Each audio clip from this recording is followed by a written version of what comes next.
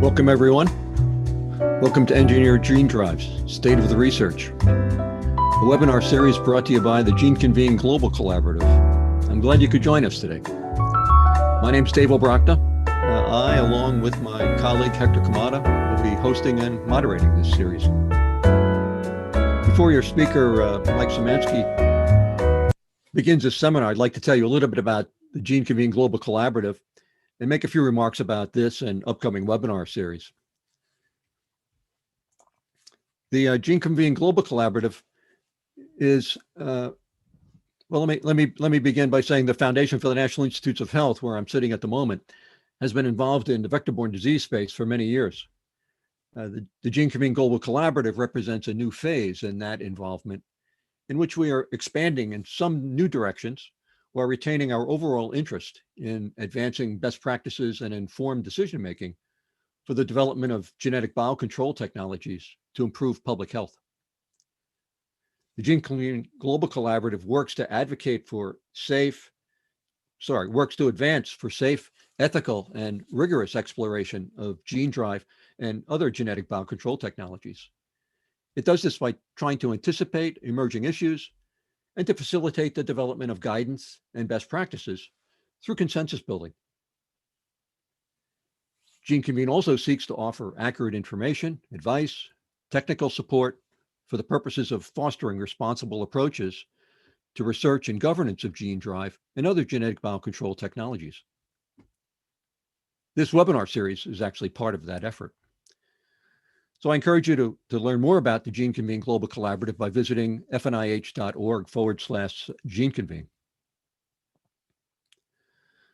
GeneConvene has created the GeneConvene Virtual Institute, which is a knowledge resource that aggregates, tracks, and organizes and shares the latest about gene drive and genetic biocontrol technologies, from scholarship and research to media reports to policy and regulatory documents. The Virtual Institute is striving to create a resource where those interested in gene drive and genetic biocontrol can come and learn about these classes of technologies. To help those interested in this area of research and development to keep up with the accelerating activity in this space, the Virtual Institute publishes a weekly newsletter that will notifies you and points you towards new scholarship, media reports, etc., that have occurred during the previous week. Check it out, and I encourage you to follow the GeneConvene Global Collaborative on Facebook and Twitter. Let me just say that the Virtual Institute is looking for a web assistant. This is a remote work contractor position that will require some web-specific knowledge as well as some knowledge of biology. It's about a 20-hour-a-week commitment, and if you know anybody that happens to be interested in this sort of thing, let them know about this position, and they can visit the position description at the Virtual Institute.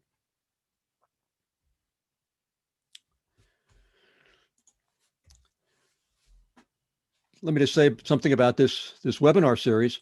This is the last webinar in a series of 6 technically focused seminars by leading researchers in the field.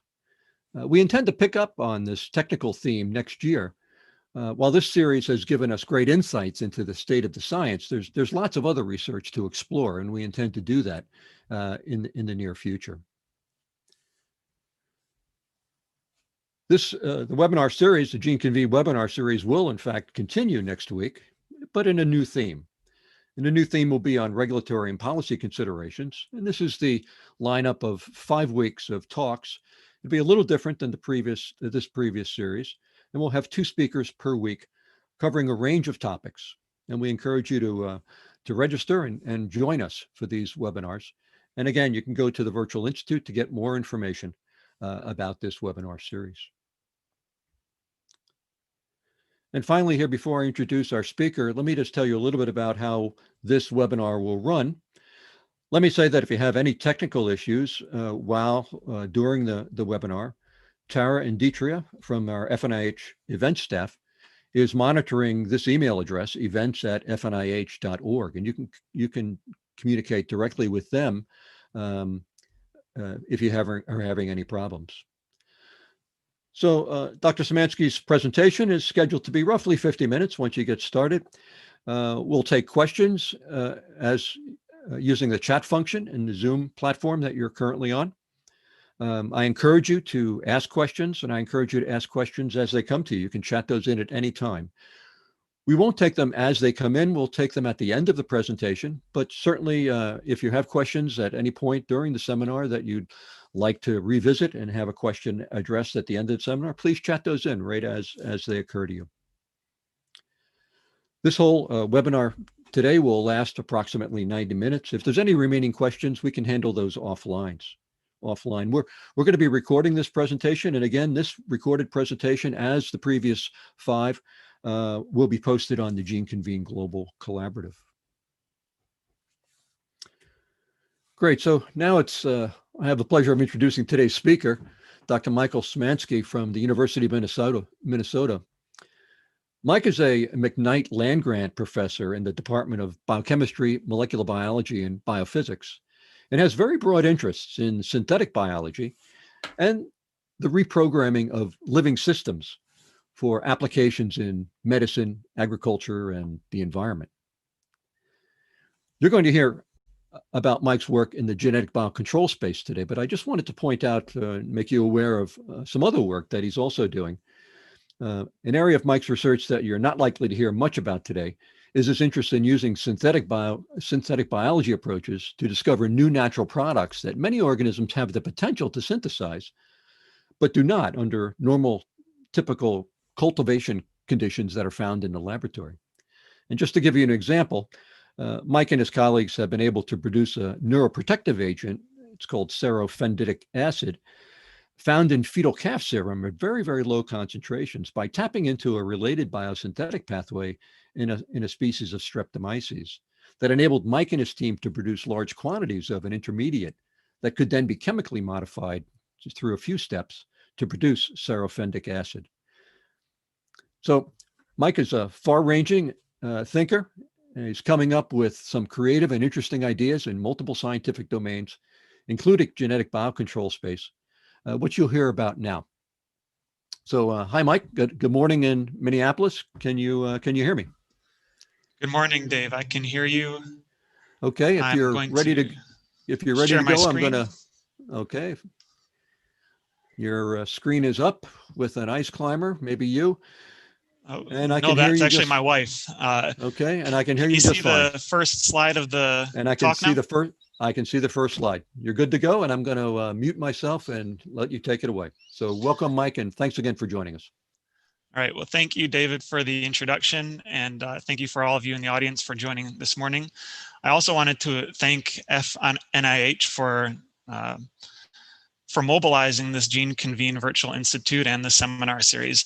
As David mentioned, I work in a few different areas of science, and I haven't seen anything on par with this. So kudos to David and his team for everything that they've done for the Gene Drive community. The cliff notes of today's talk are that I'm going to tell you about a technology that my lab works on to engineer speciation events.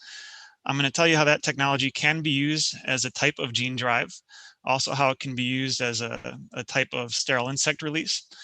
And lastly, I'll tell you some ways at which our technology might interface with other gene drive systems in interesting and potentially useful ways.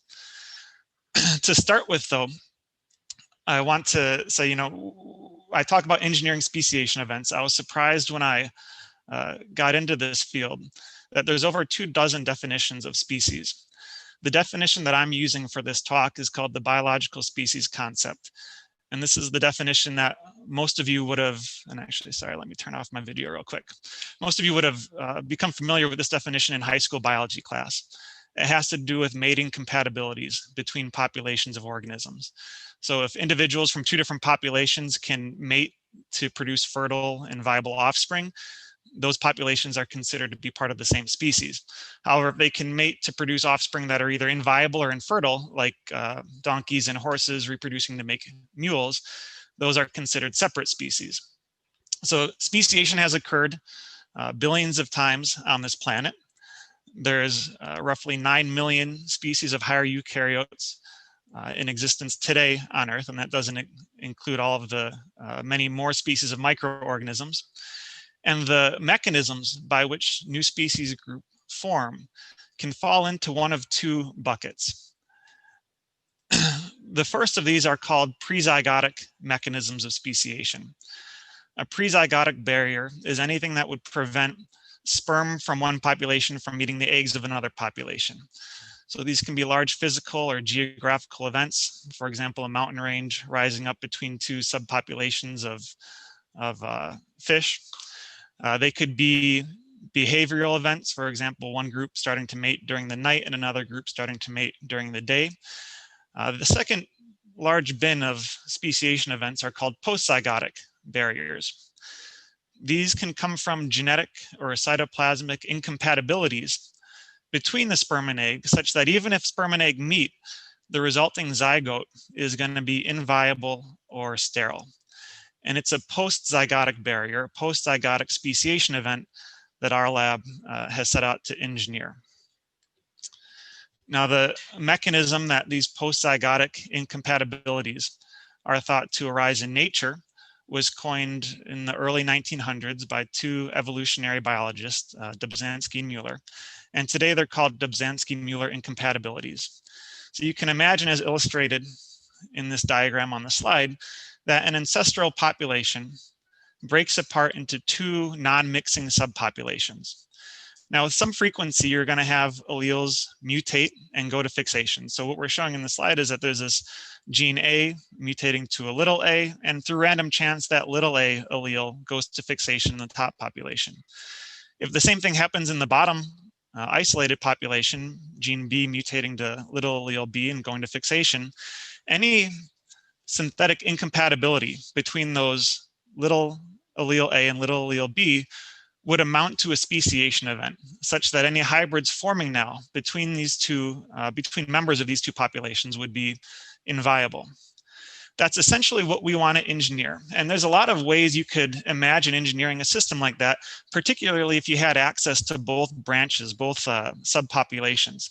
However, what we want to do is a little bit more difficult than that. We want to engineer something in the lab that would be incompatible with any wild type variety.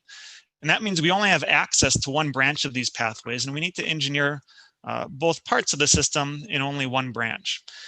And so the way we've come up to do that, we call engineered genetic incompatibility.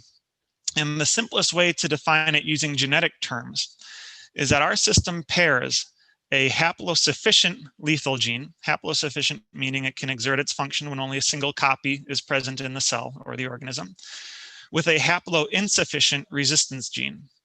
So in this figure, I've labeled the haplosufficient lethal gene with a big L, and I've labeled the haploinsufficient resistance gene with a little s, S for susceptibility, because in this case, the big S, or the wild type allele, is a dominant susceptibility marker.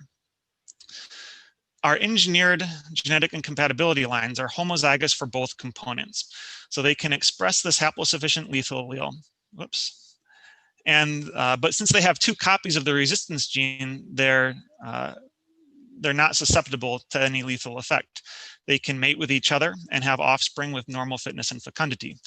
However, when the engineered genetic incompatibility line outcrosses with wild type, the resulting progeny are trans-heterozygous. So they're heterozygous for each allele, and which means they have one copy of the lethal gene. That's enough to drive lethality, but only one copy of the resistance allele, and that's not enough to provide resistance.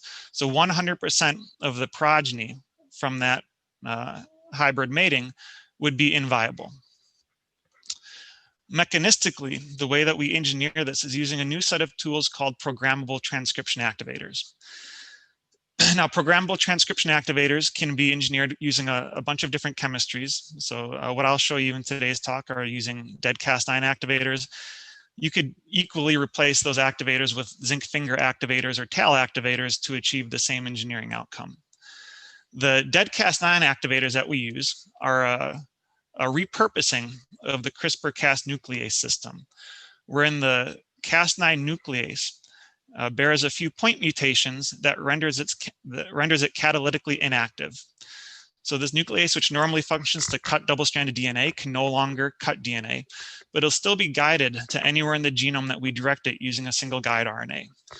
To that dead Cas9, we can translationally fuse transcription activation domains, or alternatively, we can bring those activation domains to the complex with via affinity to hairpins in the guide RNA, and that repurposes CRISPR-Cas to a transcription factor. We can design a guide RNA toward any promoter of interest, and it turns out that any organism, you and me, flies, mosquitoes, microorganisms, have a lot of genes that are essential, but they're essential in certain tissues and at a certain expression level. So if you express those genes at a 2 or a 3, it's fine, but if you turn them up to a 10 or an 11, it can lead to a lethal phenotype. Or if you express them in the wrong tissue ectopically. So if you express a gene that needs to be turned on in a developing brain, in a developing heart instead, that can lead to embryo lethality. The last component that we need to engineer the speciation event is represented at the bottom of the screen in this blue box. That's a small and benign mutation to the target site that our guide RNA is supposed to bind to. I call it small and benign. It's not intended to inactivate the promoter or even change the normal expression of that gene of interest. However, it abrogates binding of the programmable transcription activator to that promoter. And so when we combine all these elements in a homozygous synthetic species, we can have expression of this programmable transcription activator. And it's looking for a wild type promoter to bind to and drive lethal overexpression, but it won't find that wild type promoter in the synthetic species. Only when it outcrosses to wild type will that activator find the red promoter, drive lethal overexpression, and the hybrids will die. The reason we like this technology is, first of all, these programmable transcription activators are tools that work in broad hosts. They work in just about every organism they've been tested in.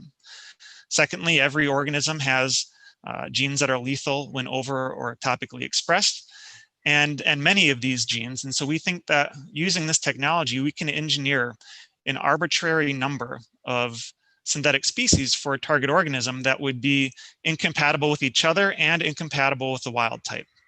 And I'll tell you why that is important later in the talk. So our first proof of concept of this technology was done in yeast, and it was published in 2017.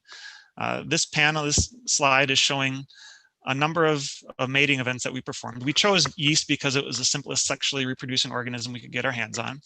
Yeast can be maintained as haploids, and the two different haploid types are A and alpha. That corresponds roughly to male and female if you were to draw an equivalence with a higher eukaryote. In panel 3, you see the test cross where we're mating these two haploids and selecting for diploids on selective plates below. Panel 3 shows the mating between a wild type and a synthetic species genotype. And panels 1, 2, and 4 are different control experiments where one component is left out. You can see thousands of colonies arise on the diploid plate at the bottom and none in the non-permissive cross. Now, when my postdoc first showed me that plate, he thought it was great. I told him, we can't have a plate with nothing growing on it be the key data. So he went back and collected some live cell imaging, and I'll show you that on the right side of the screen.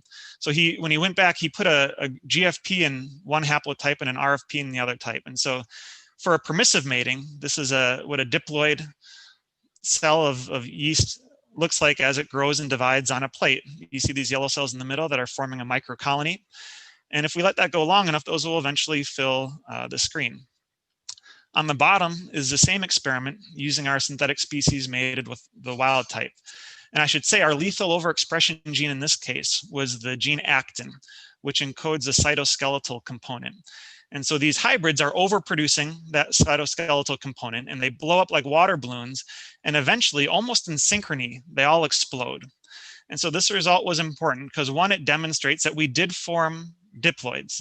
We did form progeny. So this is definitely a post-zygotic cytotoxic event. And also it demonstrates graphically just how cytotoxic it is. And so there aren't any applications in yeast that we're aware of. So it was important for us, once we did that proof of concept in yeast, to move it into higher eukaryotes where there are applications. Our approach when we move into higher eukaryotes is to first demonstrate this in a model organism and eventually move it into applied species, whether it's for pest control or genetic biocontainment. So in flies, the first thing that we had to do, and what I should say is identifying a gene that was lethal when it was overexpressed in yeast was the most difficult part of that effort. It turns out there are a number of genes in the genome that have been reported to be lethal when overexpressed using strong constitutive promoters, but the programmable activators just can't reach the same high levels of gene activation that a strong promoter would. So we think it's important to empirically identify these genes that are lethal when overexpressed for each organism we go into. The way we did that empirical experiment in flies is we created lines of flies that were homozygous for expressing only the protein component of the programmable activator. We used a dead Cas9 fused to 3 different transcription activation domains. Those PTAs were controlled by different promoters that gave expression in different tissues at different timing and to different levels. So flies that were homozygous for that component were crossed with flies that were homozygous for single guide RNAs that targeted a number of developmental morphogens. And then we screened the progeny for lethality at different life stages. And so these are the results. Here they're color coded to highlight several different phenotypes that we observed. I have a key in the upper left with a rough view of the fly developmental life cycle. We counted the number of pupa and adults for each cross between the protein component of dead Cas9 and the guide RNA strains. And what you can see in red is that we had a number of genotypes that produced what we consider larval or embryonic lethality. Those are shown in red here, where we saw no pupa or no adults in the progeny. Other combinations gave us pupal lethality, where we had either normal numbers of pupa or in some cases reduced number of pupa, but none of those pupa ever eclosed as adults. We had one that had a few surviving adults, which all died before they were able to mate. So that was an adult lethality. And lastly, we saw an interesting pair of genes that are located on the X chromosome that with one combination of a dead Cas9 programmable transcription activator gave strong female lethality, where either 95% or 100% of the female progeny died, but the males could all survive. Now, our ability to have different phenotypes in the lethality is important because depending on the target organism that we would want to apply the synthetic speciation in, the life stage at which those progeny die is important.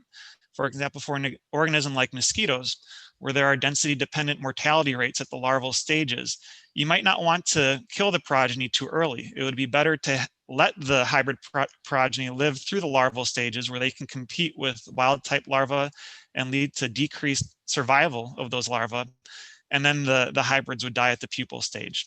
For other agricultural pests, it might be better to kill them as early as possible to prevent damage to the crops. The next thing that we did was mutate the target promoters to make them insensitive to that programmable transcription activation. And this is maybe getting a little bit too much into the weeds in terms of technical details, but I wanted to bring it up specifically in this community. I should mention that for each of our target promoters, we use dual guide RNA expression cassettes that target close proximal regions in the target promoters. And we mutated those promoters by crossing the guide RNA strain with a strain expressing Cas9. What I wanted to mention here, and an interesting observation, is despite the proximal nature of these guide binding sites, we rarely saw a clean deletion of the intervening sequence as is shown in the top. More often what we saw is evidence that there are 2 independent cleavage and NHEJ events that produced smaller indels at each guide site. This is important particularly for gene drive strategies that might employ multiplex guides. Once we had all those functional parts, the next step was to combine all of them in one organism. This ended up being a little bit of a Rube Goldberg-esque crossing scheme. We came up with 2 different methods to combine all these elements, and we had to be very careful during this to never have an active programmable activator in a strain that also had a wild type promoter. So using balancing lines, there is a crossing strategy that took approximately 9 months, or a reinjection method that was a little bit quicker. I'll note that Omar Akbari's lab has recently published another version of this that dramatically reduces the timeline that it would take to create a synthetic species or an engineered genetic incompatibility line like this. But eventually we succeeded. And this is a picture through the microscope lens with my cell phone of the first fly that we had that had the complete synthetic species genotype. So we affectionately called her Eve because she was the first of her kind. And the way that we characterize these EGI lines is we will first expand them. Hopefully we get a male and a female in that first generation that we can self or cross to increase the numbers. And then we perform a mating experiment with wild type flies, where we perform intraspecific and interspecific crosses, either EGI to EGI or EGI to wild type or vice versa. And afterwards, we score the number of pupa and adults that come out of each of those mating events. So I have a time-lapse video to show you of one of those experiments. The way that we set these experiments up is we put 3 males and 3 females of the respective genotypes into a tube, and we let them mate for 3 days. So during those 3 days, the females will lay their eggs in the media, and then we clear those adults. So what you just saw was us just clearing the adults. We remove them from the tube. They didn't die, but we're interested in tracking the progeny that emerged from those mating events. So as we go through the next 15 days, those eggs hatch, they become larvae. You see some movement in the bottoms of the tubes as the larvae are squirming around. Eventually the larvae crawl up the sides of the vials and will form pupa on the glass sidewalls. And what you can notice already is that there's a lot more action in the tubes on the corners, on the tubes on the sides. These are the intraspecific matings, EGI to EGI or wild type to wild type. Now, if you look carefully, there is some movement in the middle tubes. Those are the interspecific matings. So either a female EGI to a male wild type or vice versa. So we did see larvae emerging from those crosses. But as you'll see in a few seconds as I let this video play out, those larvae rarely pupated and never eclosed as adults. So this was very exciting. This was our first evidence that we had engineered a strong species-like barrier to sexual reproduction, where we prevented any progeny forming between these 2 different genotypes. And while I represent them graphically with green and brown colors, really these flies are biologically identical. They're in the same background genetics. And so the reason why we have this genetic incompatibility is due to those transgenic components that we introduced. This slide is a little bit busy, but I'll say it's basically quantifying the data that I showed with those tube assays in panel C here, whoops, where we are plotting the number of adults forming from the different crosses for 3 different synthetic species genotypes, where we're targeting 3 different promoters. The panel across the top in the middle are for a developmental morphogen called wingless and pyramus, respectively. Those resulted in extreme underdominant phenotype where we had no surviving progeny. The one on the bottom did see a small number of surviving progeny when we targeted hedgehog, although since then we've developed EGI genotypes targeting hedgehog that are just as strong as the ones on the top. Now the panel on the right side of this slide is showing through immunohistochemical staining that the mechanism of this lethality is as we expect it to be.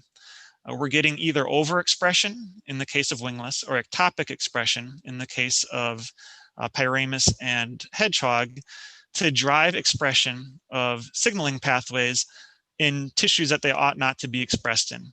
And this is what leads to the embryonic lethality. I should say these are staining of wing imaginal discs, and we see both growth morphological defects in the surviving or in the larvae that survive before they die or before they pupate, as well as this immunohistochemical staining showing activation of the pathways in the wrong tissues at the wrong time. So after that, we expanded our study and we produced 12 unique genotypes of synthetic species line. Several genotypes were created towards each target promoter. And we expected that synthetic species genotypes targeting the same promoter would be cross-compatible, but that synthetic species genotypes targeting different promoters would be mutually incompatible.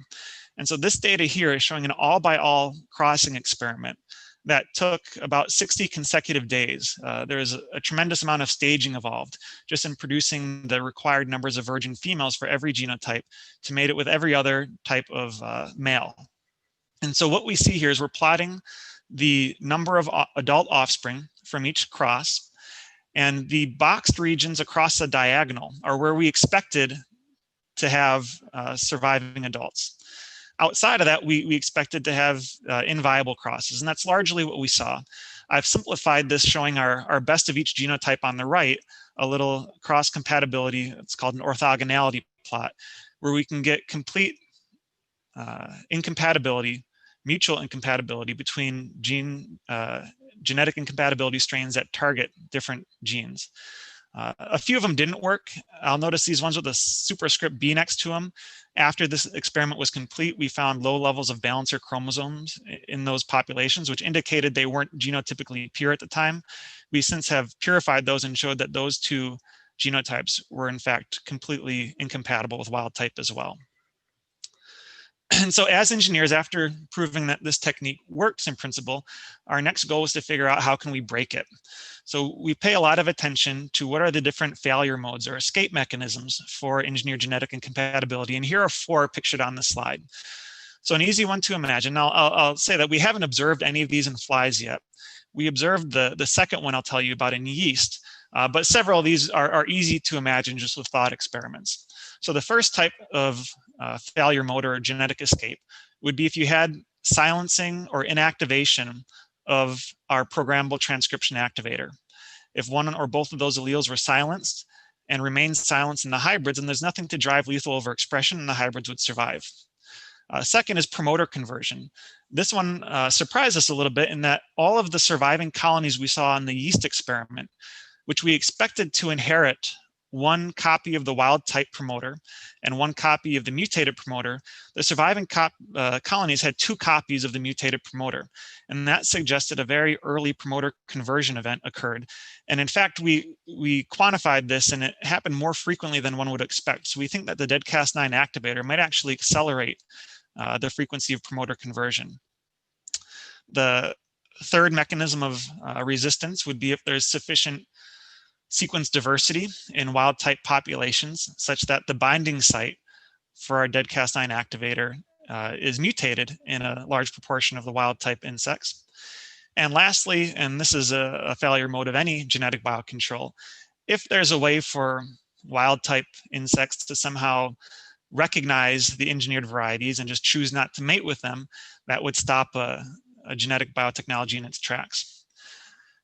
Now, dealing with those one at a time, I'll say that in many cases, we have either engineering solutions or reasons to believe that they're not going to be too big of a problem.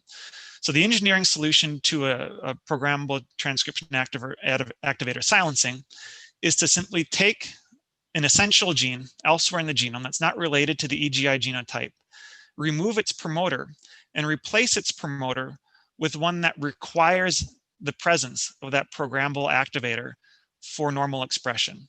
We demonstrated this empirically with yeast. In this case, we used a kanamycin resistance gene. And in this case, if that programmable activator is lost or silenced in some way, that leads to no expression of this essential gene, and the synthetic species dies. And so we've demonstrated that we can create a positive selection module for the PTA to prevent it from being lost.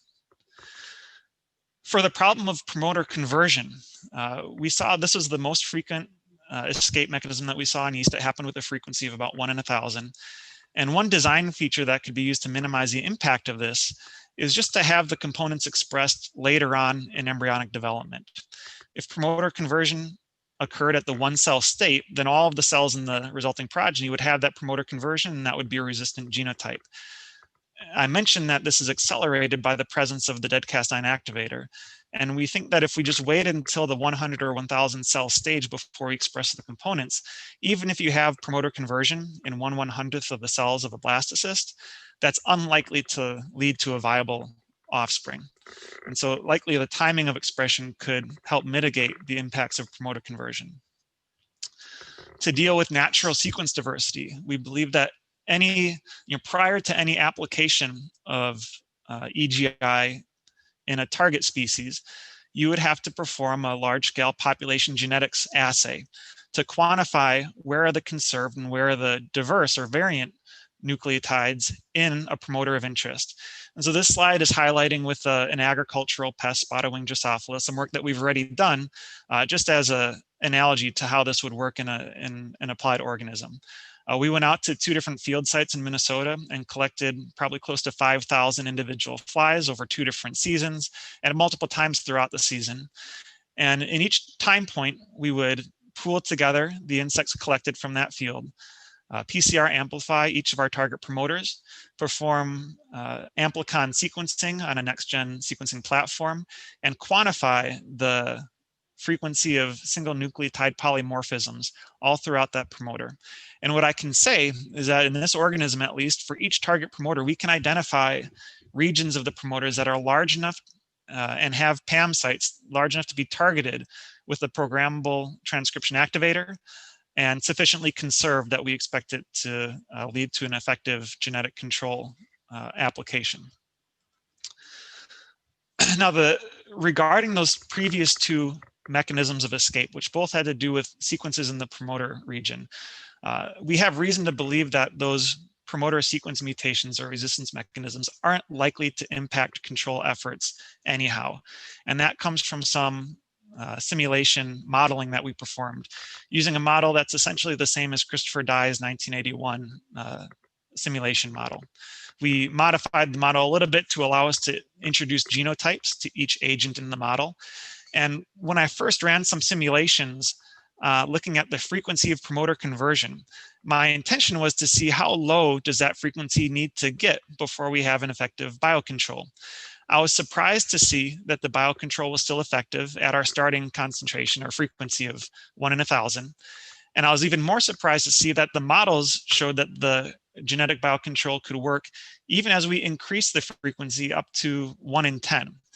That was surprising at first, but once I considered the mechanism, it should have been obvious before I did any modeling. And the reason for that is if you look at the genotypes of the EGI strain, the wild type strain, and what a resulting escapee mutant would look like, we have, again, this EGI strain is homozygous for the programmable activator, homozygous for the resistant promoter. Wild type is homozygous for the opposite. We expect the incompatible hybrids to be trans heterozygotes, but to the frequency, to the extent that some of them will have either an extra mutation in the susceptible promoter or will have that promoter conversion event, they would have a genotype that looks like this: big L, little s, little s. Now, the reason for this not being much of a problem comes when you consider what happens when that escapee genotype mates again. Likely it's going to mate with either a wild type insect or an EGI insect. When it mates with a wild type insect, the progeny, half of the progeny, will automatically die based on Mendelian inheritance because they'll inherit the programmable activator from the escapee heterozygote and a susceptible allele from the wild type parent. When it mates with an EGI genotype, half of its progeny become the EGI genotype. So because of that feature, this escapee, just based on Mendelian inheritance of its alleles, has a 50% fitness reduction. And in fact, the only way that we saw that escapee genotype really be selected for and kind of ruin the biocontrol simulations is if we had the frequency of promoter conversion raised to a rate of about 50%. Another reason why we think that genetic resistance may not be or could be overcome in a fairly straightforward approach using engineered genetic incompatibility is shown on this slide.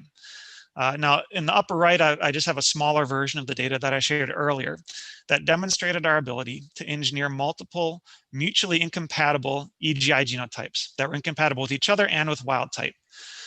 So if you imagine a scenario where you have 2 orthogonal control strains.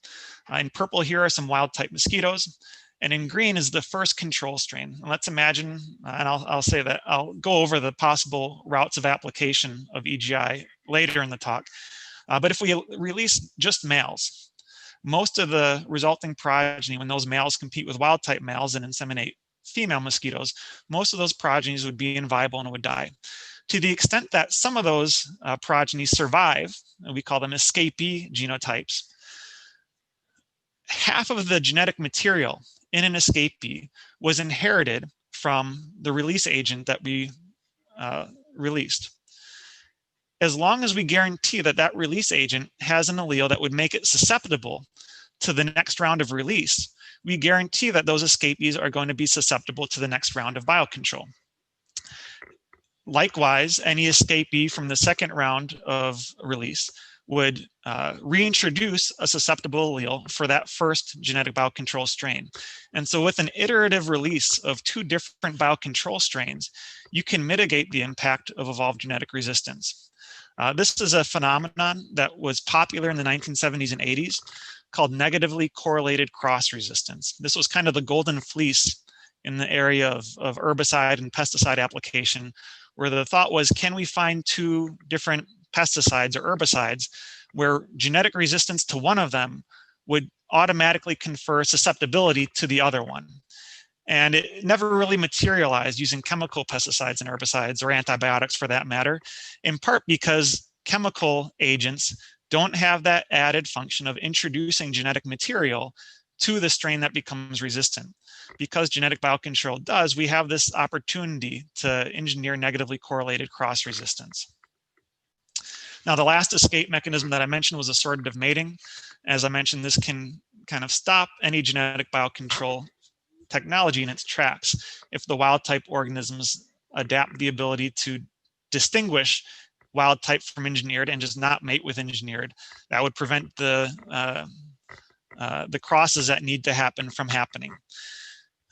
I just want to point out, related to assortative mating, that we think that EGI affords a unique opportunity to investigate and learn about the genetic mechanisms of assortative mating.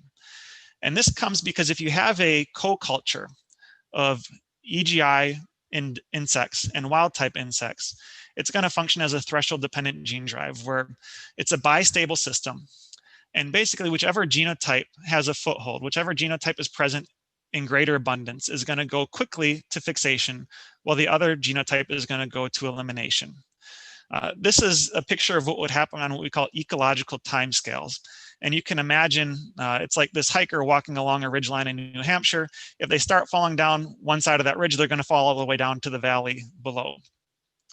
Now, we think, what happens if you build a fence along this trail? What happens if we force a co-culture to extend for a longer period of time at that 50-50 mixture? Well, the reason for this collapse into a bistable system is because there's a strong adaptive landscape. Because at a 50-50 ratio, half of the mating events between EGI and wild type are going to result in no offspring. And that's a strong selective pressure in this population. We think that if we lock in the ratio at 50-50, it's not going to go on in perpetuity at that poor fitness for a full population, but instead, over evolutionary timescales, evolution will find a way to maintain the 50-50 ratio, but still come to a point where the total number of offspring in the population can be achieved. It'll do that through one of a number of mechanisms. Either we'll just have a breakage of the incompatibility genotype, or more interestingly, we can watch the evolution of assortative mating, or if we give the flies, for example, 2 different microenvironments that they can localize in, we might see the evolution of niche specialization or niche differentiation, essentially providing assortative mating just by co-localizing in a common environment with their same genotype.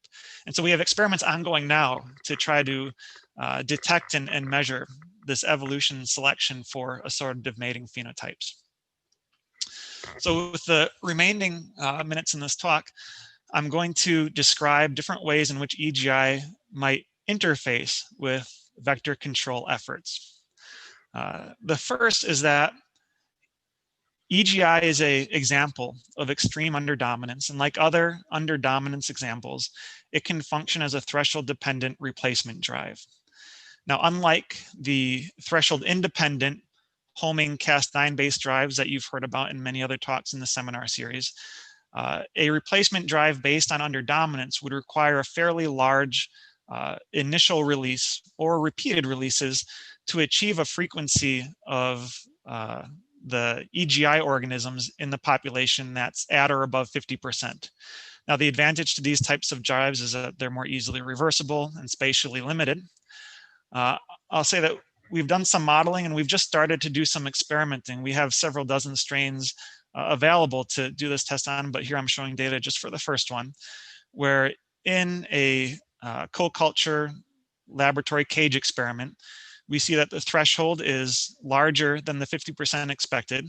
That's due to some male mating competitiveness phenotypes in the EGI line, but it does function as a threshold dependent gene drive.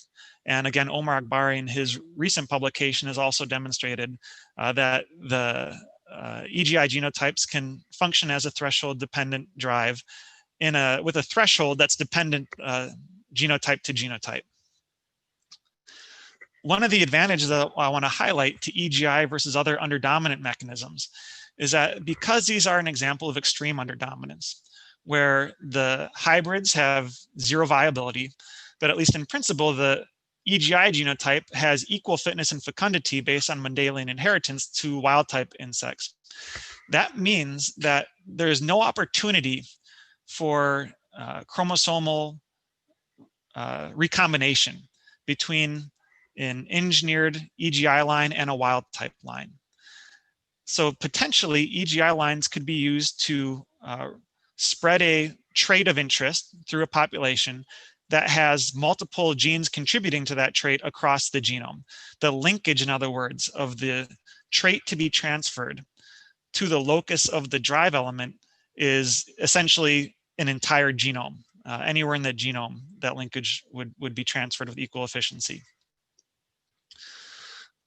The second type of scenario in which EGI could be used to affect genetic biocontrol is more analogous to sterile insect technique.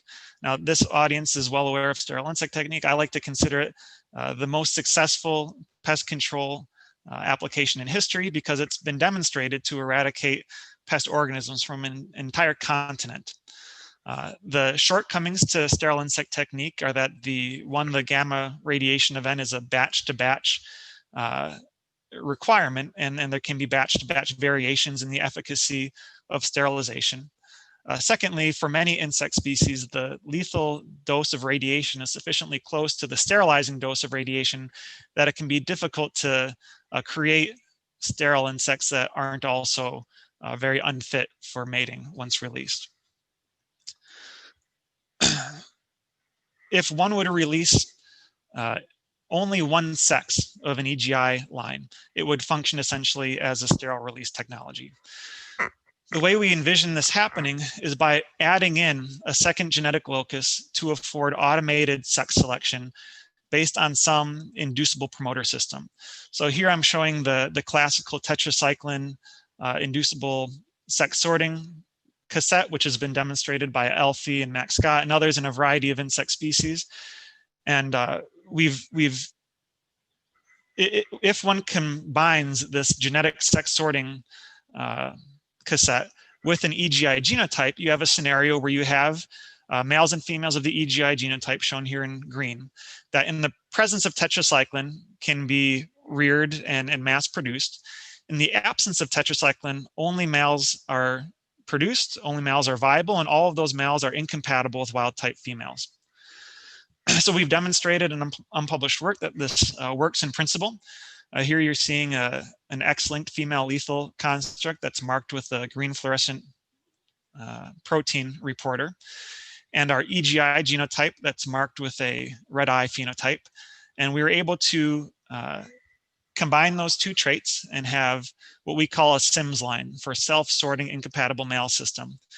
In the data shown on right, you see that when we mate the SIMS line with itself in the presence of tetracycline, we get males and females emerging. In the absence of tetracycline, we get only males emerging.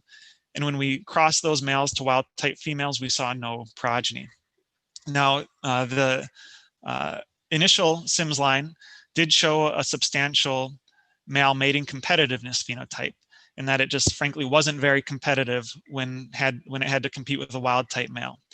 We know now from some more recent data that's not in the slide that that again varies genotype to genotype. But I wanted to also just mention another technology that we've recently published that could help address this. I think that one of the reasons for this poor mating competitiveness is we're stacking a lot of transgenic alleles into these SIMS organisms, including the female lethal constructs and the EGI constructs. So we have a paper that's in press right now at PLOS Genetics, where we demonstrate a batch sorting, a batch cultivation approach for the automated production of non-GMO male insects. And it's pretty straightforward and maybe even obvious, but it relies on the localization of inducible lethal transgene cassettes on each sex chromosome. So we have one pure breeding line where there's an inducible or repressible lethal construct on the Y chromosome. This line is pure breeding in the presence of tetracycline. In the absence of tetracycline, only the females survive, and those females have no transgenic chromosomes. The second line has that same construct placed on the X chromosome. Again, in the presence of tetracycline, the strain is true breeding. In the absence of tetracycline, none of the progeny ought to survive from that strain. However, if we stage the batch cultivation in a way that we first remove the tetracycline from the Y-linked population, and any surviving progeny we add to this X-linked population and mate them in the absence of tetracycline, there's only one viable genotype, and that's non-genetically engineered males. So we demonstrated in batch cultivation scenarios where we're not individually picking out males and females, but we're just batch moving eggs and insects between cages, that we can produce thousands of males for every female that's produced. And that when we characterized those males that were produced, we didn't see any of the GFP transgene, and we did a genetic screen for presence of the transgene, and we saw that it was below our limit of detection, which was about 1 in 3,000. That's a level of GMO or transgene frequency that's below the proposed threshold for GMO labeling by the USDA Non-GMO project. And importantly, it would allow us to create strains that have that automated sex sorting without any additional genetic burden in the males that are produced. Obviously, if we combine this with the EGI genotype, they still would be GMO. So don't let me mix that message. So the last thing I wanted to discuss, and there's no empirical data going along with this thought experiment, but it's a way that EGI might interface with other Cas9 based homing gene drives to allow for safe and controlled field trials. So imagine a scenario where we release a bolus, a large number of the engineered genetic incompatibility insects into a localized region, and the scale of this release would correspond to the scale of the field trial. If one built a Cas9 based homing gene drive within the EGI genetic background, one could test the ability. So here, these red insects represent the threshold independent Cas9 based homing gene drive that was built in the background of these yellow EGI insects. One could test the ability for that Cas9 based gene drive to spread through the engineered population. The incompatibility that's afforded by the EGI background genetics would prevent that threshold independent gene drive from spreading into wild type organisms. And because we're releasing a bolus of EGI insects that is below the global threshold for spreading into the wild population, once the trial is over, the wild type will overpower the EGI genotype, and whether those EGI insects were contained the homing gene drive or not, they're going to be eradicated on the basis of their incompatibility. And so, in summary, I just wanted to conclude by saying we demonstrated in this talk our ability to engineer a speciation event in yeast and flies. We have ongoing projects in the lab to extend this into other applied insect species, into monocot and dicot plants, into applied and model fish species, and into mammals. Our interest in all these different organisms is not just about stamp collecting, but it's because each of these target organisms has interesting aspects of their biology that allow us to fold in different nuances to the application. For example, with mammals being internally gestated offspring, that allows us to fold in some interesting caveats. With plants, the application isn't so much for pest control, but more for transgene biocontainment. If you wanted to have a GMO crop and minimize the risk of those transgenes getting out into wild populations or non-GMO crop varieties. I wanted to end though with maybe one more thought experiment. I began this slide deck with a slide describing the number of species on the planet. Insects are by far the most species group on the planet of higher eukaryotes. And most, in fact, all gene drive applications that you've heard about in the seminar series and most that you read about in the literature deal with eradicating pest organisms or agricultural pests or invasive species. And I think those are good early targets for gene drive systems. However, we know from the broader science literature that we are in the midst of a massive extinction event, particularly in the insect world, where we're losing new species of insects yearly. And that many of these insects that we're losing are beneficial insects that are providing essential environmental services. And so while I think the first priority ought to be to try to mitigate that mass extinction event and prevent things like global warming and reduction of habitat and overuse of pesticides that's contributing to that extinction event. But in the event that we are unable to stem the tide, it's not unreasonable to think that sometime in the future we're going to have insect biotechnology, engineered insects created to perform some of these beneficial ecosystem services that wild insects, natural insects perform today. So an interesting thought experiment combining, again, threshold independent gene drives and engineered genetic incompatibility as two technologies that are compatible with each other is that imagine sometime in 50 years, we have a strain of insect that's been engineered through EGI to have many different ecotypes, many different non-reproducing subtypes. And let's say each type is engineered for a different environmental ecosystem service. You might have one type that's engineered to go out and pollinate a certain crop. Another type is engineered to report and detect meth labs or something like that.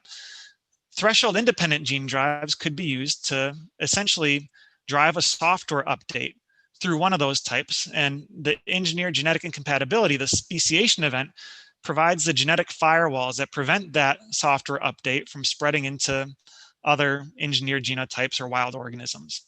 And so, whether this is a utopia or a dystopia are going to depend on your point of view, but I'll just leave that in your brains as food for thought. So with that, I would like to thank the people who did the work, noted in bold on top, the collaborators in the middle, and the funding support in the bottom. Maciek Maselko, who started this project and did all the yeast work in the first half of the fly work, is currently an assistant professor at Macquarie University in Australia. I'm sure you'll hear more about him in future conferences and publications. But I'd like to thank everyone in my group that contributed to this. And now I will turn my video back on and answer any questions that you have. Thanks a lot, Mike. Really lovely presentation. Let me say to the listeners, to the attendees, to please feel free to chat in some questions. As we're waiting for some of those questions to come in, Mike, let me just, I've got a couple of my own. One, just a clarification one. What was the expression patterns of the DCAS and the guide RNAs in those lines? Was that just a ubiquitous expression, or how were they expressed? So it differed, and that's why we tested several different promoters in driving DCAS. So we used a short tubulin promoter, we used a modified wingless promoter, we used a FOXO promoter, and a few others that I didn't even show in this talk. In some cases, what we did is, for example, we had one EGI genotype where the dead Cas9 expression was driven with a wingless promoter, and the target of overexpression was the gene wingless. So in that case, we saw expression of the dead Cas9 only in the cells and timing that we ought to have seen that transgene, the target transgene produced. And in that case, we were relying only on overexpression of the target gene to affect the lethality. In the other cases, we saw that ectopic expression, so expression in the wrong tissues could contribute to the lethality. In that case, we were using promoters to drive the dead Cas9 activator that were different from the genes that we were trying to overexpress. So the temporal and spatial pattern of expression would be different. I will note, and this was an important caveat to the point that I raised when it came to multiplex guide RNA expression and what impact that could have on NHEJ repaired alleles. We had two different U6 promoters in our dual guide RNA expression cassette. And so we didn't actually carefully quantify when and where those U6 promoters were expressed, but it could easily be the case that the reason we often saw two independent NHEJ repair mechanisms, even at really close proximal sites, was because there's a slight timing difference in when each guide RNA was expressed. Okay, great, thanks. I have a question here from Andrew Hammond. He says, fantastic work and great talk. My main concern is nearly always resistance. The resistance experiments reveal a fitness cost that raises the release threshold permissive of spread beyond what had been previously modeled in the context of resistance. This could be further exasperated by cargo genes or cassettes that induced female lethality. Might this stronger selection for resistance prevent spread in natural populations, especially given that these designs target promoter regions that are typically more genetically diverse than coding DNA? So first of all, I think that Andrew is right on point with his question, and that frankly, dealing with genetic resistance is the one of our highest priorities as well, learning about genetic resistance. And so it's a great question, and it's a great area of research that we're embarking in right now. So I think that it's true that any genetic resistance would, let me put it this way. We've modeled or mitigated a few different mechanisms of resistance. We haven't observed in roughly 1,000 crosses that we've performed with different EGI genotypes and flies yet any heritable genetic resistance emerge. We have been looking for surviving progeny and then recrossing those surviving progeny to see if it's a heritable genetic resistance. So we haven't seen it yet, but it's a fool's errand to believe that just because you haven't seen genetic resistance that it's not possible. In terms of the threshold required for spreading, increasing if there's fitness costs of additional cargo genes, et cetera, yes, there is. And frankly, the one that we've looked at has a much higher threshold for spreading. The the Akbari lab has found one of their versions had a close to 50% threshold. In truth, I'm more excited about the use of the SIT-like application of this technique than in the threshold independent the threshold dependent gene drive like application. But I think ultimately, the rates of resistance, the impact of that on the spreading, and the impact of cargo genes on the fitness of males, the mating competition of males, is something that has to be determined empirically. And we're interested in doing that, but we just haven't had time to do it yet. Yeah, great. Okay. Let me also just encourage the attendees to ask questions for sure. We have some questions coming in. I know there's lots of smart people out there who listen to your talk, and I'm sure they have some interesting things to say, and I am encouraging to chat it in. So here's a question from Moez Khan. His first comment is mind-blowing talk with an exclamation point. And the question is, he said, from the video of the Drosophila tubes that you showed, it seemed like the eggs in the EGI cross EGI, in the EGI times EGI crosses formed larvae earlier than the wild type by wild type crosses. Is this a general trend you always saw, or was he just seeing things? So I'll say that, we as well, I have some great fly collaborators, and I have some great fly researchers in the lab right now. Myself, I was trained as a chemist, and so all this work with insects is very new to me. We learned early on, however, that the white 1118 background, which was the background strain in which we engineered the engineered genetic incompatibility lines, it's reported in the literature from back in the 80s to have some mating phenotypes. That's why when we did the all by all cross assay, you'll notice that we had 2 rows for wild type. One was Oregon R, one was white 1118. And we showed that they are incompatible with Oregon R and white 1118. The genotype of ours is going to be a little bit in between, maybe, because we do complement the defective allele of white 1118, but you're never guaranteed with a complementation experiment that you'd fully restore all the function of that knockout. And so in that video that you saw, The wild type in that case was the white 1118. That was one of the first rounds of crosses that we did. So that's when I set my camera up in the incubator to take that time lapse. That lag in egg production is not seen in every experiment. The EGI lines are not super breeders in any way, or they don't mature faster than wild type does in any way. That's, I should say, we didn't do like the careful measurement that would be required and statistical analysis, but just looking at it by eye, it doesn't look like it's even worth following up on with that careful analysis because there's no apparent phenotype. Right. Okay. Thanks. And Moaz says thanks as well. So I have another question here. This is from Sampath Kumar, who also compliments your presentation, says it was a wonderful presentation. And he wanted to know, since mating is so very unique in every organism, can the assortative mating studied in Drosophila be extrapolated to mosquitoes or other higher organisms? Or should such studies be conducted on all organisms? I mean, you're right. I can tell you the mechanism, so when we're doing the experiment in flies right now, there's two ways one could do the experiment. One is to go on a fishing experiment and just ask for some assortative mating phenotype to newly evolve in that co-culture. One might accelerate it by the use of mutagens or not. But another way to do the experiment is to spike in something that's known to have assortative mating. And in melanogaster, there's plenty of strains that have been described in the literature where cuticle hydrocarbon differences lead to assortative mating. And so we're doing both. We're stacking the deck, and obviously the cuticle hydrocarbon mating pheromones is not a mechanism that's going to work in carp. So yes, you're right. There's only so much that can be learned in model systems, and we're doing that in all candidness.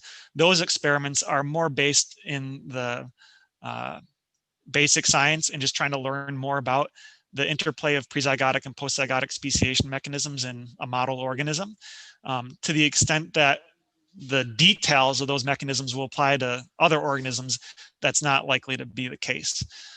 There are a lot of experiments that I think are appropriate to do in a model organism that would predict the performance in the applied species, but like many who've given talks in this seminar series that just go right to the mosquitoes, we're really interested in saving even things like the male mating competition data that I showed in melanogaster.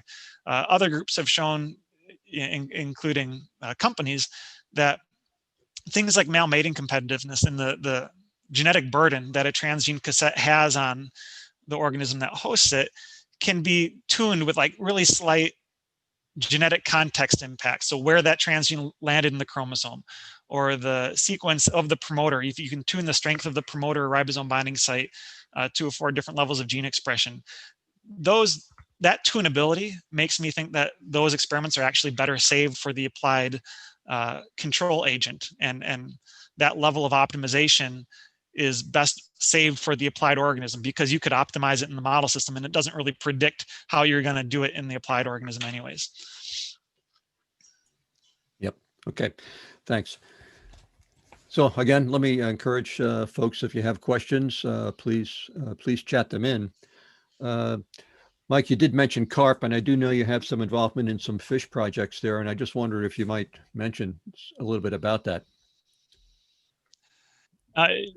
So the license plates in Minnesota says 10,000 lakes. People here are proud of their water resources, and there's a great local funding organization to fight against aquatic invasive species. We told them about our technology. They're really interested. All carp in the United States and around the, well, not all carp around the world. Common carp, all carp in the United States are invasive species, and they cause tremendous ecological damage. In fact, things that we normally associate with agriculture, for example, the dead zone in the Gulf of Mexico, that's the result of excess fertilizer and nitrogen sources being put on agricultural fields, that's known to be mitigated if you just remove the carp, because natural lakes can act like a sponge and sop up more of those excess nutrients. But when carp get into a lake, they eutrophy it, and those lakes and waterways are not able to sop up those nutrients, and it leads to downstream more important ecological damages. And so removing carp is a project that we have. Carp is is a very difficult organism to work with. The time scales to generation are long. Transgenesis is hard. So we're demonstrating the technology in zebrafish, and we're a good deal of the way along demonstrating it in zebrafish right now. In terms of the carp engineering efforts, we've demonstrated the ability to do transgenesis in carp. We've demonstrated the ability to rear them in such a way that allows us to do spawning events in a controlled environment all throughout the year. And so those are technical hurdles that we know we're going to have to overcome. But it's really a long-term project to do this in carp. One of the interesting things about carp versus insects that I'll mention, I had noted that each of the organisms we're going in has some unique aspects of their biology that lead to slightly different applications. Carp are really long-lived animals. You can have carp in lakes that are upwards of 40 or 50 years old, probably some that are older. And so it opens up the ability. It's also known that carp have a threshold below which they don't really cause noticeable ecosystem harm. That threshold is roughly 30 kilograms per hectare. That allows the use of a sterile male like carp almost in a prophylactic version, where you could, in bodies of water that are susceptible to invasion by this invasive species, you could release a low number of sterile males. Since you're only releasing males, there's no danger that they're going to increase in their population abundance, but they will be there as sentinels for that first female that makes it up the waterway to kind of sequester or stop the invasion in its tracks. For those of you following the Asian carp invasion in the United States, you know that you can kind of track it going up the Mississippi River Basin. And there's a lot of money and a lot of effort spent right now in Minnesota to keep it from progressing up the Mississippi River even further. So there's, I guess I just riffed for a little bit on the carp project. It's an interesting project. I've learned a ton about carp, but it's a very long-term project because of the technical details of engineering in such a long-lived species that has a fairly long time to sexual reproduction. Yeah, great. Yeah, there's been quite a bit of thinking about genetic biocontrol for fish, and there's been some interesting ideas, but implementing some of those have been quite challenging. Have a couple questions here now that folks have chatted in. Bruce Hay has a question. He says many plant species of interest are polyploid. How do you think about this in the context of engineering isolation? Do you see special problems with these populations? So we're working in a few polyploid or pseudo-polyploid organisms. Carp is pseudo-polyploid. There was a genome duplication a while back. With plants, I'd say that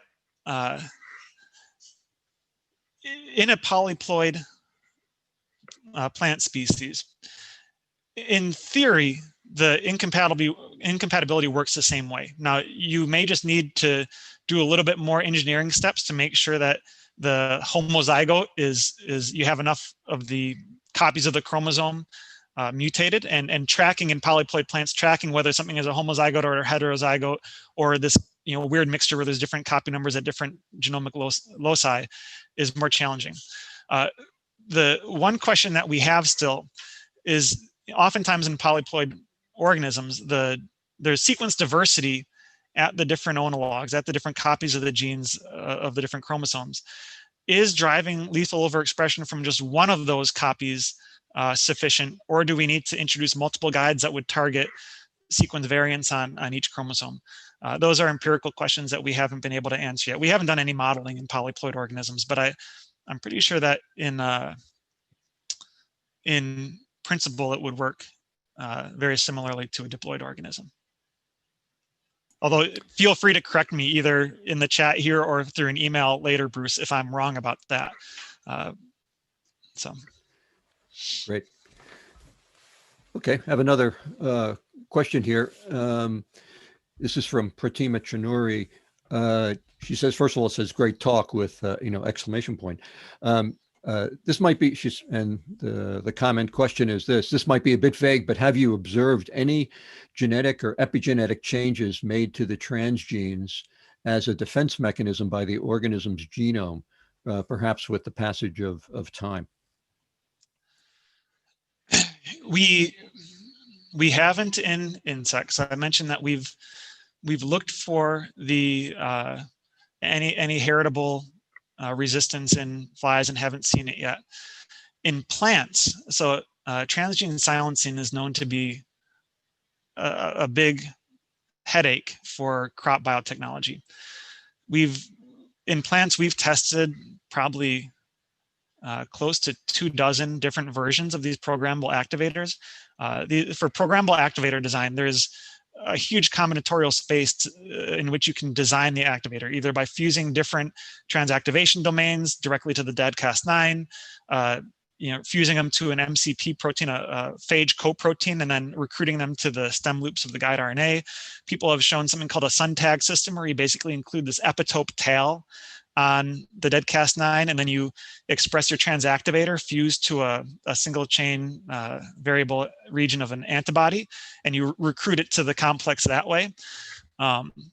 With some of those versions in plants, we've seen that specifically with the SUNTAG version in plants that has this epitope tagged dead Cas9 and the SCFV fused activation domains, we've seen some problems with expression of the SCFV coactivation domain.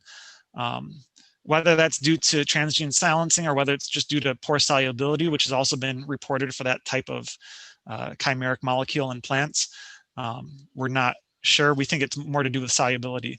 But what we found is that once you get a stable line that is highly expressing the components, that has tended to be consistent through generations.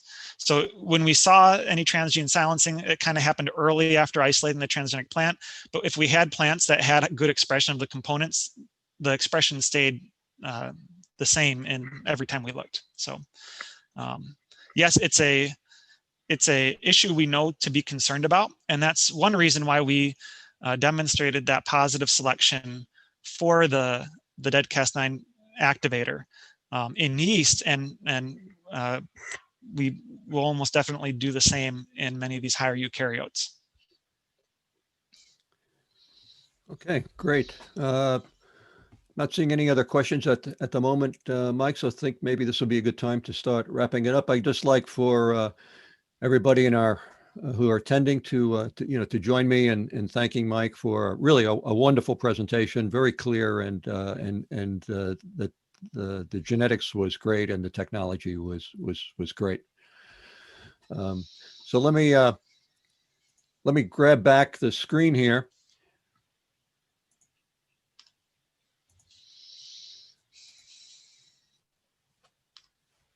Okay. Before we go, I'd just like to say, again, thanks to Mike for a wonderful presentation. Want to remind you that this webinar series, or the GeneConvene Global Collaborative webinar series, will continue next week. It will be on a different theme. It'll be on the theme of regulation and policy. And our first topic will be an overview of regulatory frameworks covering gene drives. And we'll have two speakers who are authorities in this area, one from South Africa and currently part of the Secretariat of the Convention on Biodiversity, and the other person will be, Marion Law, will be from the WHO. So I encourage you to attend these, and they should be an excellent series of webinars. So again, thank you, Mike, for joining us this morning. Thank you to the attendees for joining. Thanks to the questioners for putting in your questions, and we hope to see you next week. Thank you very much, and have a good day.